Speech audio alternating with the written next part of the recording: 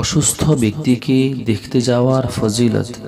রাসূল করিম সাল্লাল্লাহু আলাইহি ওয়াসাল্লাম বলেন, কোনো মুসলমান রোগীকে সকালে দেখতে গেলে সারা দিনের জন্য ৭০,০০০ ফেরেশতা তার জন্য সকাল থেকে সন্ধ্যা পর্যন্ত গুনাহ মাফের দোয়া করতে থাকে এবং জান্নাতে সে একটি বাগানের মালিক হয়ে যায়।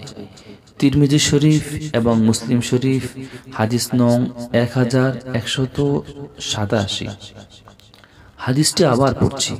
রাসূল করিম সাল্লাল্লাহু আলাইহি ওয়াসাল্লাম বলেন, কোনো মুসলমান রোগীকে কেউ যদি সকালে দেখতে যায় তাহলে সারা দিনের জন্য ৭০,০০০ ফেরেশতা সকাল থেকে সন্ধ্যা পর্যন্ত তার গুনাহ মাফের জন্য দোয়া করতে থাকে এবং সে জান্নাতে একটি বাগানের মালিক হয়ে যায়।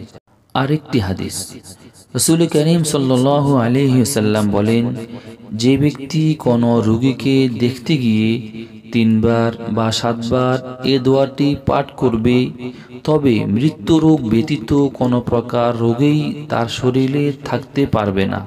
আবার বলছি, রাসূল করিম সাল্লাল্লাহু আলাইহি ওয়াসাল্লাম বলেন, যে ব্যক্তি কোনো রোগীকে দেখতে গিয়ে এই দোয়াটি ৩ বার বা ৭ বার পাঠ করবে, তার শরীরে মৃত্যু রোগ ব্যতীত অন্য কোনো প্রকার রোগ থাকতে পারবে না।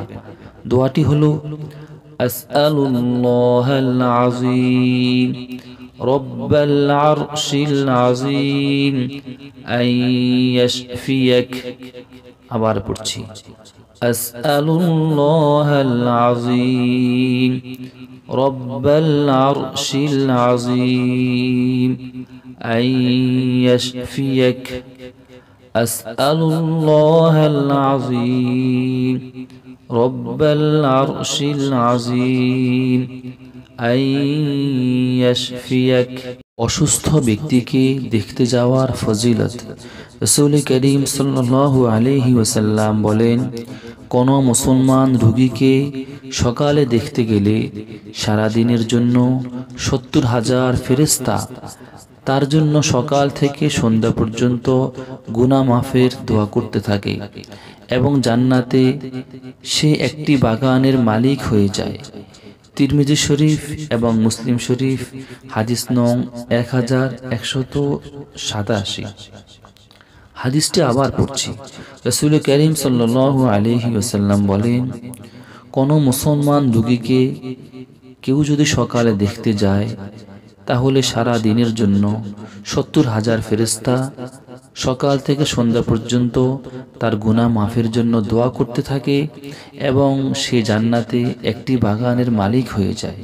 আরেকটি হাদিস, রাসূল করিম সাল্লাল্লাহু আলাইহি ওয়াসাল্লাম বলেন, যে ব্যক্তি কোনো রোগীকে দেখতে গিয়ে ৩ বার বা ৭ বার এ দোয়াটি পাঠ করবে, তবে মৃত্যু রোগ ব্যতীত কোনো প্রকার রোগেই তার শরীরে থাকতে পারবে না।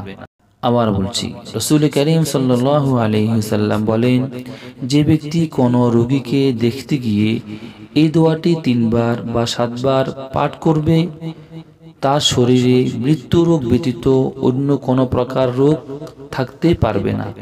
দোয়াটি হলো, আসআলুল্লাহাল আযীম রব্বাল আরশিল আযীম আন ইয়াশফিয়াক। আবার পড়ছি, আসআলুল্লাহাল আযীম রব্বাল আরশিল আযীম আন ইয়াশফিয়াক।